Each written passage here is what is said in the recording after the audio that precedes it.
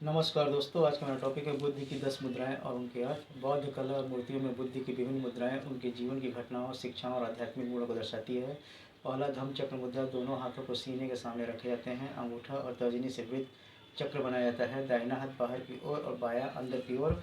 अर्थ धम्म का चक्र चलाना यह बुद्ध के पहले उपदेश सारनाथ में का प्रतीक है, जो ज्ञान और शिक्षाओं के प्रसार को दर्शाता है। दूसरा ध्यान मुद्रा, दोनों हाथ गोद में रखे जाते हैं। दाहिना हाथ बाएं पर, हथेलियां ऊपर की ओर, अंगूठे एक दूसरे को छूते हुए। अर्थ ध्यान, समाधि और मानसिक शांति, यह गहन चिंतन और आंतरिक शांति का प्रतीक है। तीसरा भूमि स्पर्श मुद्रा, दाहिना हाथ घुटने की ओर लटकता हुआ, हथेली अंदर की ओर, उंगलियां जमीन को छूती हुई। अर्थ पृथ्वी को साक्षी मानना, ज्ञान प्राप्ति के समय जब बुद्ध ने पृथ्वी को अपना साक्षी बनाया। चौथा वरद मुद्रा, दाहिना हाथ शरीर के साथ लटकता हुआ, हथेली बाहर की ओर खुली, उंगलियां सीधी।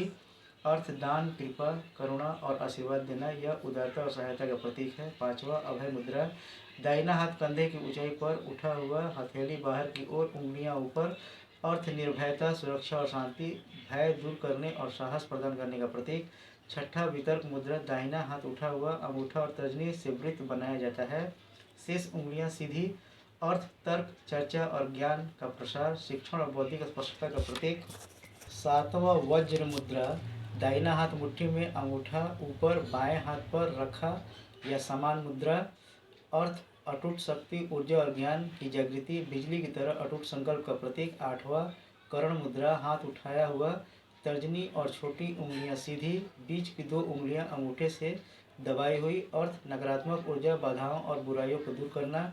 नौवां उत्तर बोधि मुद्रा, दोनों हाथ छाती के सामने, अंगूठे और तर्जनी मिलाकर, शेष उंगलियां जुड़ी हुई।